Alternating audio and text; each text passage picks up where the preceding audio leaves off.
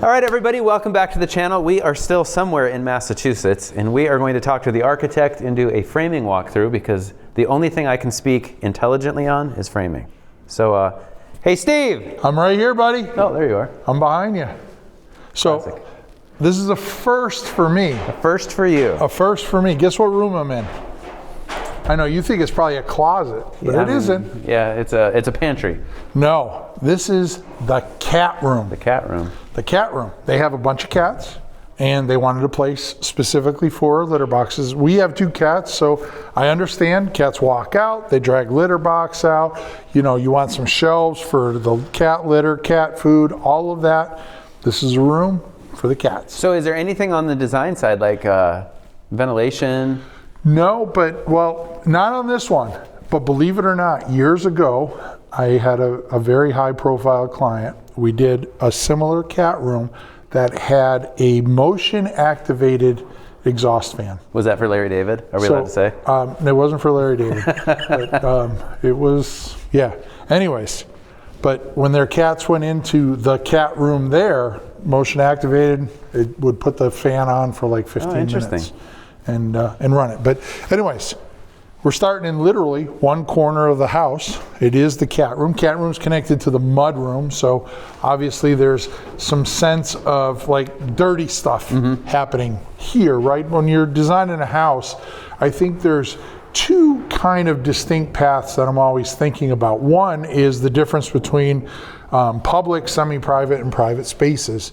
And then 2 is like the level of cleanliness or transition, if you will, like a mudroom. People are going to walk in here, they're probably going to have shoes on that have snow, ice, salt, dirt, mud. And the other side of this is the garage. And the other side is the garage. So they're going to walk in the door and be right here. So obviously it wants to have a hard surface, but you don't want to walk 40 feet down a hallway or across the bedroom halls to get to the mudroom. Yeah. Obviously you want to come in, discharge all the bad stuff. And the cat room is just a really good extension to our little furry friends. Interesting. So before we move on, we already shot a little bit in the garage. So this has zip R6. Zip R6. But it's obviously not outside of the house. Well, it all depends on how you're labeling inside outside, right? Because there's outside where you're literally outside, and then there's outside meaning the other side of the air barrier and the other side of the thermal boundary, right? So it all depends. This, in fact, is the primary air barrier, but it is also the thermal boundary between the garage, which is unconditioned, and the mudroom, which is conditioned. And then those seams get taped, which helps to kind of keep vehicle fumes, anything from a garage out there and not into the house. Yeah. And one of the things, you know, occasionally we've had clients that, you know, the level of client understanding and the level of client concern, let's say, they vary. Like I have some clients, probably the most restrictive. We had a client that said, I don't want you to use any adhesives, no materials with adhesives. And it's easy to say that, but when you think about it, I can't use OSB, I can't use plywood. It has to be raw boards. All of my wall sheathing has to be raw boards. Like the structural, everybody that I showed it to, I gave it to the structural engineer, he was like, you really want to do this in boards? And I was like, yeah, he goes, this is going to take some engineering. And I said, that's what the client wants. Gave it to the framer, and he's like, I'm doing boards? Like, why can't we just use plywood? Because the homeowner doesn't want plywood. They don't want the adhesive. So everybody has kind of their level of concerns. And when we have a level of concern that's elevated in the garage, we'll actually do just like the cat room. We'll put a bathroom exhaust fan in there and we'll make it motion activated. You walk out into the garage, fan comes on, depressurizes the garage. Any bad stuff in the garage goes out the door, not in the house. Yeah, interesting. So, but yeah, outside space on the outside there. Obviously this is the door we talked about, you know, coming in from the garage. So I have direct access to the main house, but if I turn left here, I'm moving into immediately what I would call a private environment. This is the door to the owner suite, right? So here we have a very generous closet. It's double loaded, goes down there and across and then comes down this wall. So very good size closet by today, you know. And this is probably, I would say this is probably about 16, 17 feet by 7.5 feet. I get a lot of people on when I shoot videos, comments of, Steve, hey, can you throw out the sizes of the rooms? Oh, okay. Because they just like to understand, if I'm designing a house, what's a good bedroom? Yeah, because they're seeing in 3D, but now if they want to translate that, if they want to translate it, I mean, closets, the minimum is 85 inches, 7'1". But if we can, I like to squeeze 7'7" for a double loaded closet. And it's accessible. And it's accessible from the bathroom. The idea here is the husband gets up at a totally different time than the wife. So he can get up, go into the bathroom, take a shower, come into the closet from the bathroom, get dressed, and then a quick short circuit, he's out of the room, never going back into the bedroom to interrupt her. So very thoughtful, very thoughtful. Lifestyle choices, right? So here we can see plumber's hard at work. This is the bedroom. We're probably, I don't know, about 19, 20 feet by about 15 feet. So long rectangles make good living rooms, good bedrooms. And this one here, you want to have enough space where I can put a dresser across the wall, but still have this kind of assumed circulation path. And then we have a nice long bed wall. So explain that. I've never heard that before. What you just said about living rooms and bedrooms, long rectangles? Long rectangles. What's the theory behind that? So if I did say a family room and I made it 24 by 24, then I'm pushing people pretty far away from the TV, right? Typically, a good viewing distance is probably somewhere in like a 12 to maybe 13 foot range. That gets you an 85-inch TV where you don't have to go to a 100-inch or something like that. And it gives you, you're far enough away where you don't have to move your head across the TV. You can still see the whole TV in the picture. And the fact that it's long rectangular means I can put the couch opposite the TV, but then it gives me flanking space for additional chairs. And similar thought then to like the bed placement in a rectangular room? Yeah, so if I put the bed here, understand the bed comes out, king size bed, probably comes out about 6.5, 7 feet, comes out to here. If I put a dresser up against the wall there, it comes out probably about 22 inches to 24 inches. The remaining space in between is probably somewhere around 3.5 feet. Now, if I made this room 4 foot wider, it doesn't make it any more efficient. All it does is makes this 3.5 foot, 7.5 foot. Because I'm still going to put a bed against that wall and I'm going to put a dresser against that wall. So for efficiency's sake, you really want to be in that 7 and 5, 13.5 feet, 14 feet. I usually try and strive for about 15 foot one by about 17.1 is a good master. But also you have to worry about access points and of course windows. Mm-hmm. But, a lot of people say, can you make the room bigger? Why? Well, I just say, in case we want to put more stuff in it, more furniture. It's like making this room 4 foot wider doesn't give you the opportunity to put more furniture in it. What does is taking out a window or, making it longer maybe that way, because then I can put a bed here and I can put a dresser in the corner. Yeah, interesting. Yeah, that makes sense. But people looking at maybe a floor plan just think bigger is better, but it's not. Bigger is not always better, and especially like I said in the family room. If you go from say 13 foot to a 16 foot viewing distance, now things are like if there's subtitles on there. If I'm watching with Nikki, I can't read the subtitles. If you're watching lots of K-dramas, as a certain member of my family does, which is basically reading, if we're being honest. But here you can see they dropped some plates. Just the homeowner was questioning the size of the shower. We certainly have, good size here, but they have a 2-person shower happening here, dual shower heads. You can see that shower is probably about 8 or 9 feet by about 4.5 feet. Mm-hmm. So really good. It's going to be all, glassed in. We'll have a nice garden tub in front of the picture window. We got a very generous linen closet there. And then here we have a couple vanities with some space in between, and then a little sneak through to our toilet closet. So pretty simple stuff. Yeah. We got a nice window in between the 2 vanities there. Maybe when we get out there, we'll go over some of the window details. Yeah, we can definitely do that. So, we just walk out through the closet here. So, owner suite. So for those that are unfamiliar with East Coast, it looks to me like trusses go up, then the strapping, and then the interior walls get built. And then the interior walls, they get built underneath. So the strapping goes on literally right after the strapping. Mudroom here, we talked about when we did our exterior walk, door out there, we let the dog out into the yard. We also, you know, this is one of those things where it was a conversation with the homeowner. We have a powder room back here. This is actually the laundry room. So you have to move through it. And then the question is do I want to move my friends through my laundry room to get, you know, access to the powder room? And they were okay with it.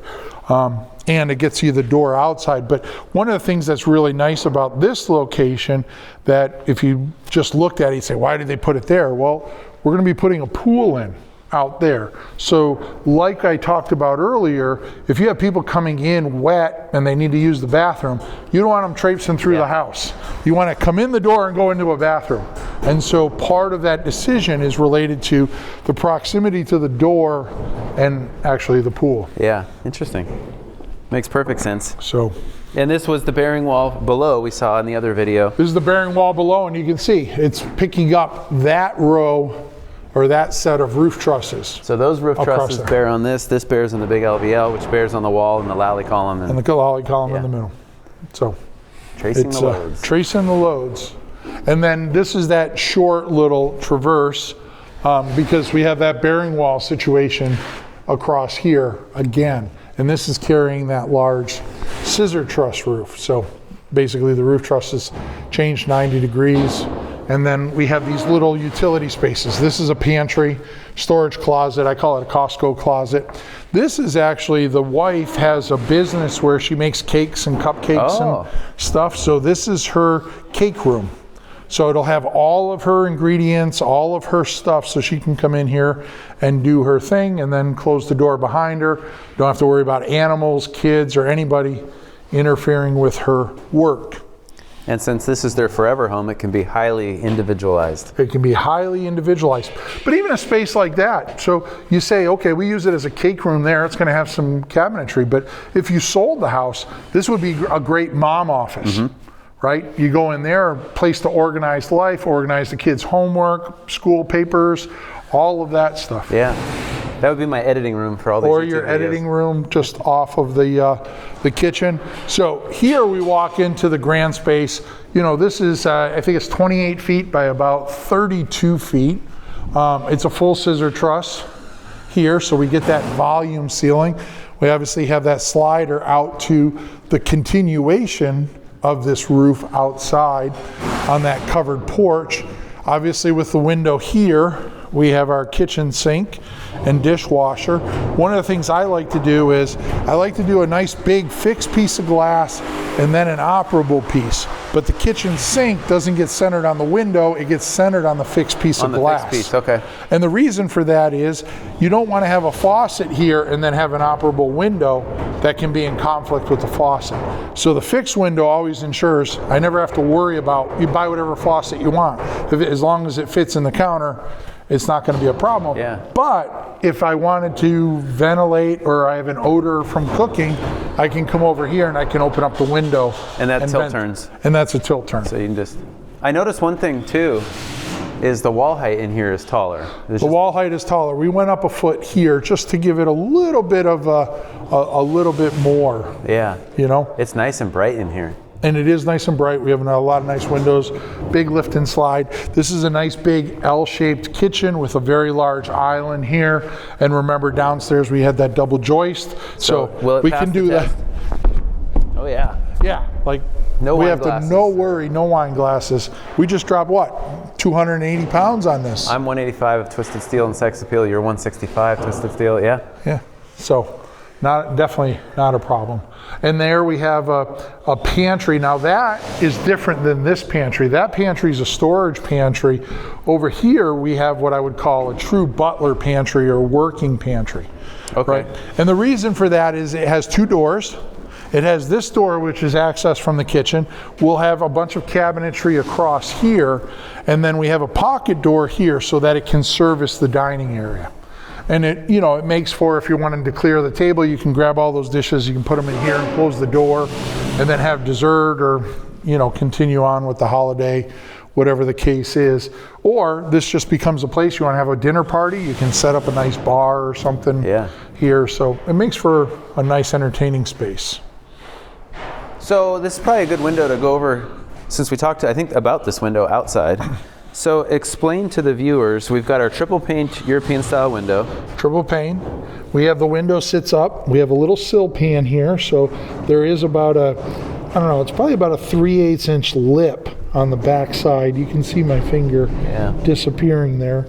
And then the windows sit up there, so any water will drain out towards that tape and then just basically dry out, because that Fencham tape is pretty much vapor open. Since we have the R6 outside, this is a 2x6 sill and this one is ripped? That's the rip sill. That rip sill goes out to the face for solid attachment of trim. For solid attachment. And it's just, for years I always heard, Steve, it is such a pain to try and attach something to that R6.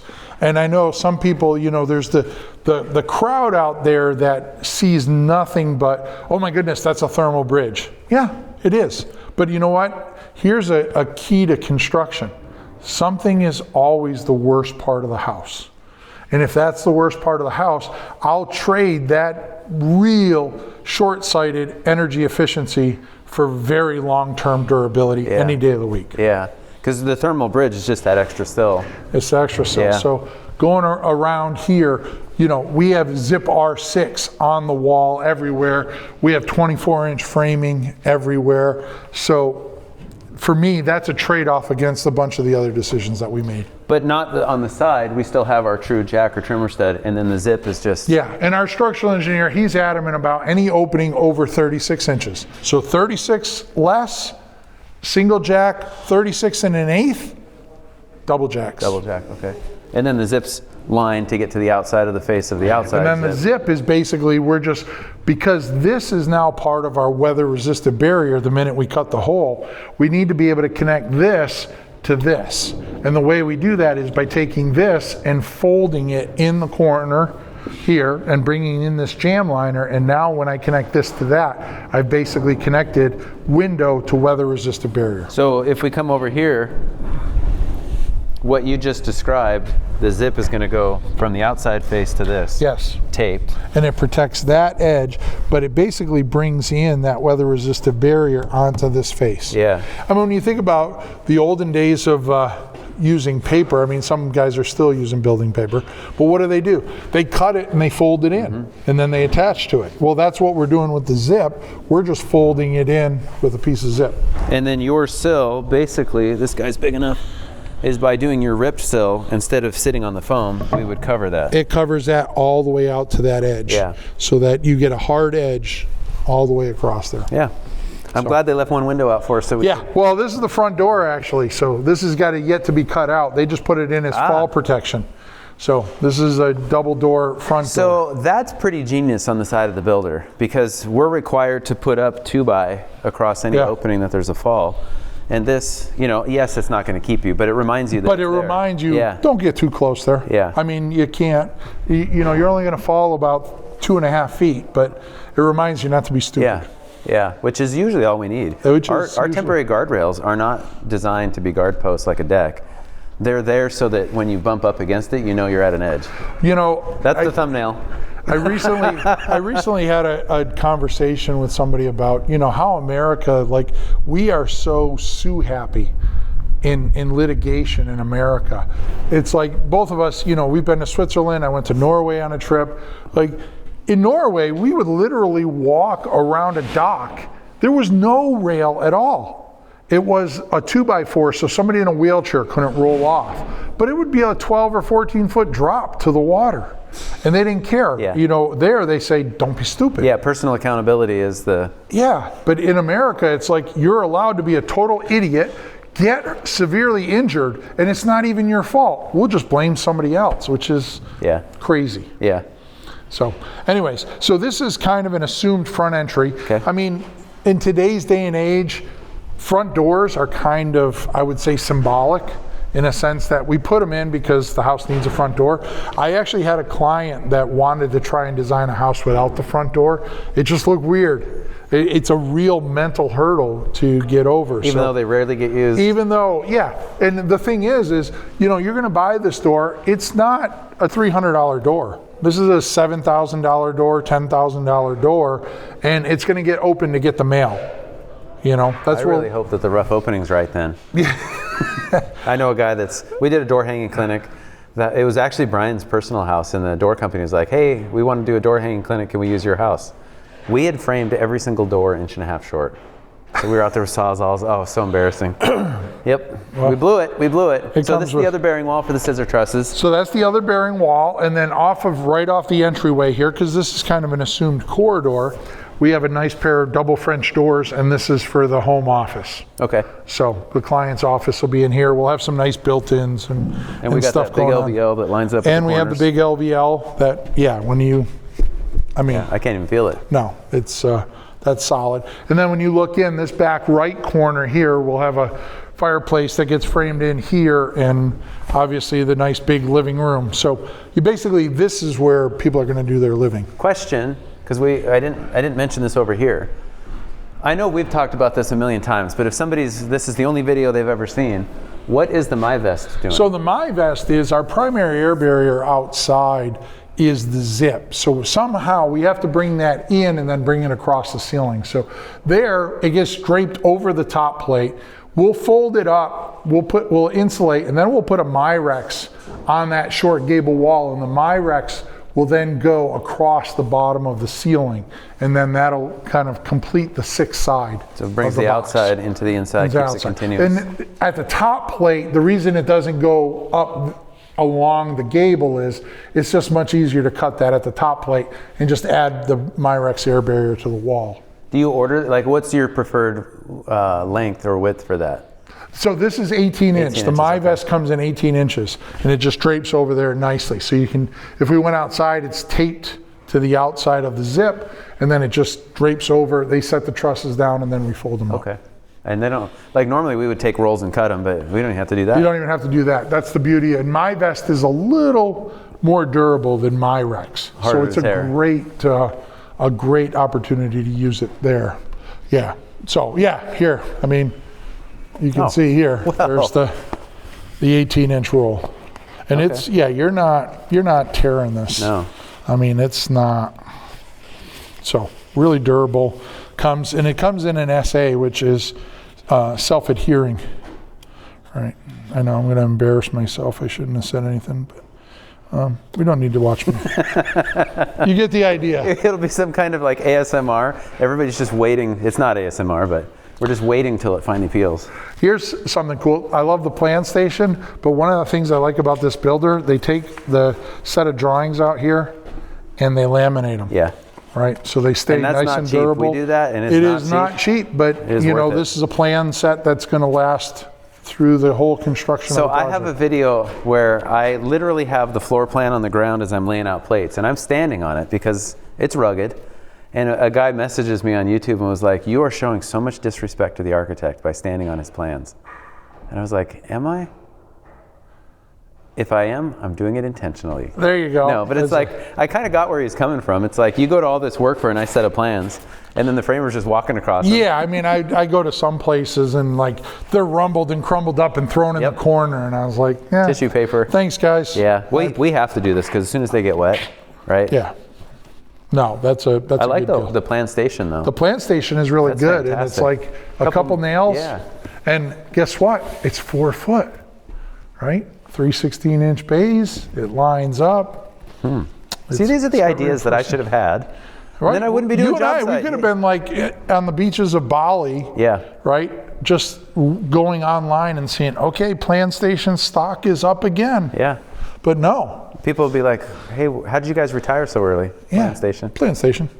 What's that? So here we were talking about private, semi-private. Obviously, this is probably the most public space in the house, right? You walk in the front door, you see everything. We have the owner suite on the far side, and that was desired by them. separating it from the kids' bedrooms. So we snuck in the office there, but everything here is, you know, kind of semi-private, private. We have our stair opening there that is going to take you down to the basement. So can I explain in this video why I think that there's no stairs at this stage? Go ahead. Because none of the basement walls are framed. And if we're going to frame, and they build them on site? They build them on site. Yeah, so we want all of the walls in so we can take our measurements accurately. Still got to fur out that guy. Yep. So there is a method to the madness. And they just poured the concrete slab, I think, a week ago. Oh, really? Yeah. Oh, it's that recent? Yeah, okay. it's pretty recent. Yeah, so. and you need that to get the height of your stairs. To get the height of the stairs, so. There's a reason for that. But we've got our access. And then coming down here, nice big linen closet. Directly straight ahead, and it's interesting, you notice how everything lines up, doors, window, down the hallway. So as you're walking down the hallway, I get to look out the window. There's something taking me there. Come through here, we have a pair of sinks, and then in here we have the toilet and the tub.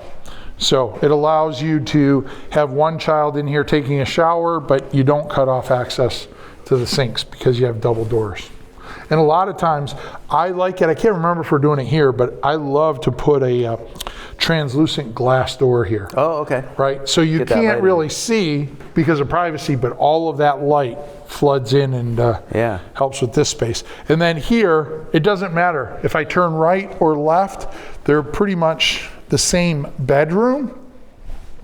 This one gets a walk-up closet. And by walk up meaning I can't go in it. I open the doors and then I'm faced with the closet rod as opposed to a walk-in closet. So this one gets, you know, some really nice windows. Obviously the bed wall can be here or there, so we have options. I have a question for you. Go ahead. So this is a bedroom, like that's plenty of glass. Yep. How do I ask this? So there's a lot of people that would say, let's not put that window in because of the thermal penalty. Yep. What's your thinking on, or is that a client decision? I think part of it is client decision. I think from a lifestyle point of view, I like to have operable windows on at least two walls. So that if I can open that and open this, I can get some ventilation happening across the room. So if I were to eliminate one, I mean, those two are aesthetically pleasing to the front elevation. But from a building science or ventilation perspective, take those two, make it one, but keep this one.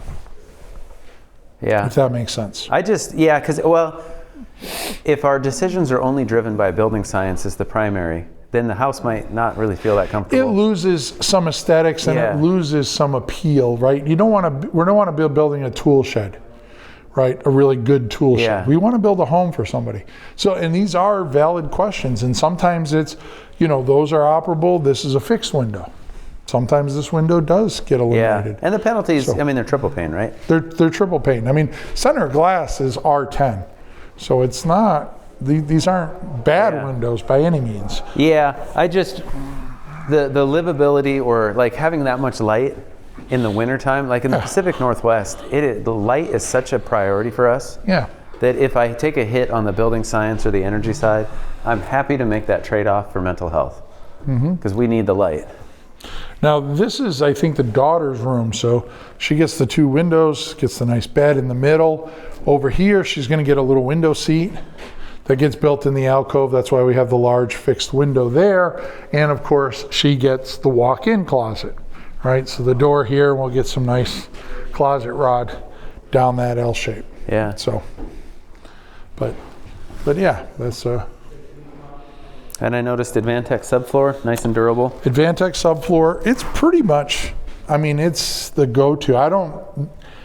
I can't remember the last time I was in a house in New England and didn't see Advantech. And you know what I've just learned though in like the last, say, 16, 18 months, that the Advantech, a lot of guys in New England they'll spec out New England Advantech. Did you know there's a difference? I did.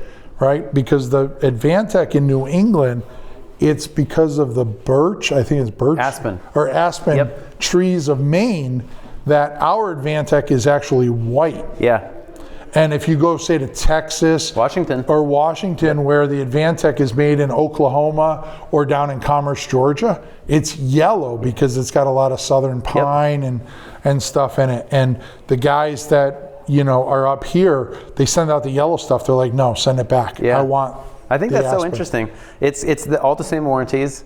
It's all the same ratings. I don't think there's a difference in the ratings. And I'm sure if we asked Huber, they would say they test out the same. Yeah. It probably is more about the binder than it is the wood that makes the success of the boards. We had we couldn't get the 3/4, so we had to order the 7/8.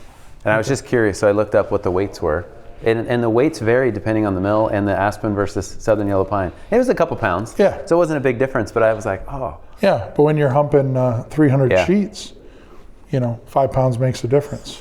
I remember in the Marine Corps, our rifles I think they were like, 6 pounds or something.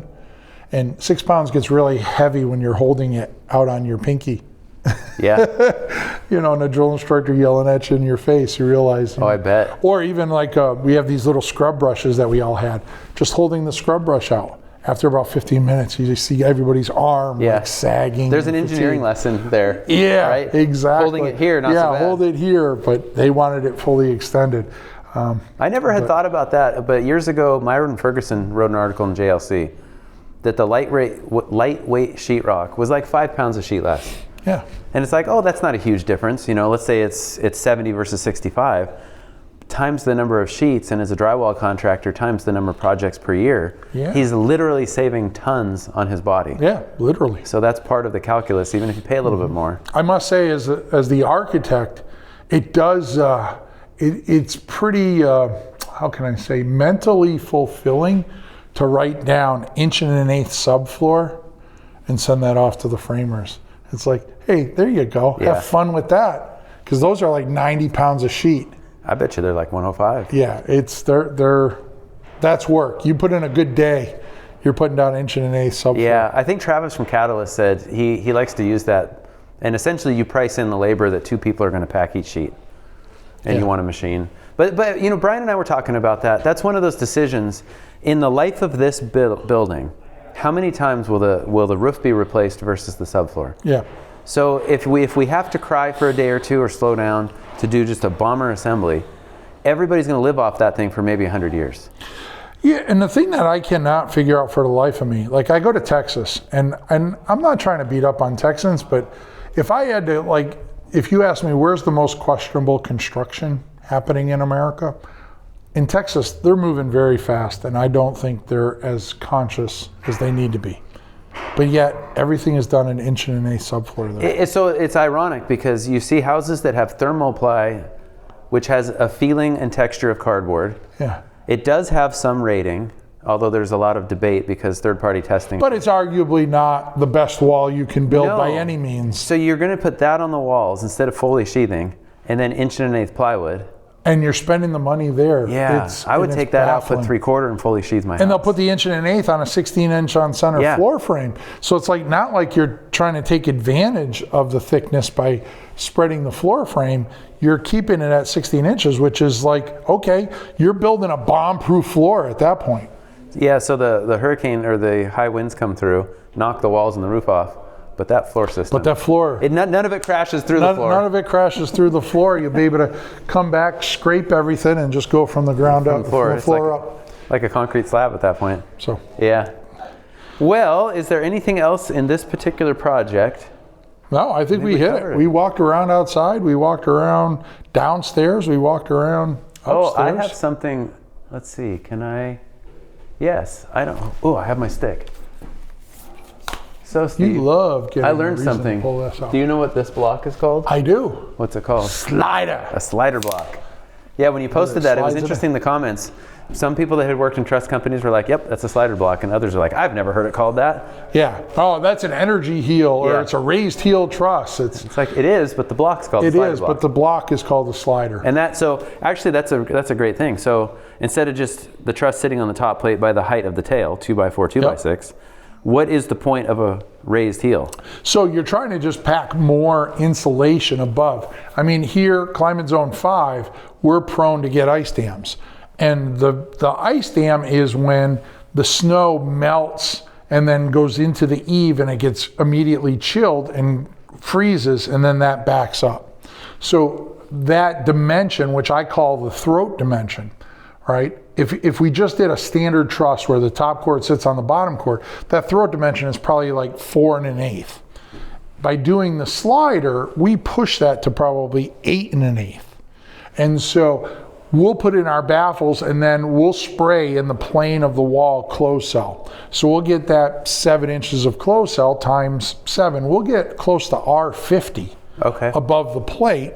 So now I'm not worried about melting that snow and the ice dams and do you have a minimum then height for the heel? It depends on where we're at. So here in climate zone 5, we usually do 10 inches is our standard. Okay. If for some reason we had to go down to 8, I'd be okay with that. When I do work with Jake in Missouri, our standard there is 8, but we just did a project in South Dakota where we bumped that up to 12. So it's climate tuned. Yeah, interesting. So we're stick framing or hand cutting our roofs, and often our heel stand or the height above plate for the rafters right around 10. Because it's a 2x12 on that roof slope. And I try to minimize the bird's mouth to get the height. Yeah. And so we always just end up 10, 10.5, 9.5 right in there. Yep. Yeah, that's good to know. So cool. No. Well, thank you for watching, everybody. Go follow Steve Baczek Architect on his channel, Instagram, YouTube, on the Build Show. And then, I mean, it's way too early to be plugging Build Show live and things, but in the fall. No, but we well, who knows? Maybe I'll post this video in September. We might not post this in September. And Build Show Live might be right around the corner. But we're going to be at JLC at the end of the week, and then, of course, Build Show Live and International Builder Show. And so come out to one of the shows, and you get to meet Steve in person, ask all those questions. Like, does Tim really smell that good in real life? It's unbelievable. I mean, spoilers. Yes. It's unbelievable. Yeah. Is Tim really that tall? Yeah. Or that lightweight. Or that lightweight. Is he really only 185 pounds? Yeah, I know. Anyway, there's going to be a series from this house, probably 3 videos, maybe 4. We'll see however that edits out. But make sure that you hit the like and subscribe button. Go follow Steve, and we'll see you in the next video.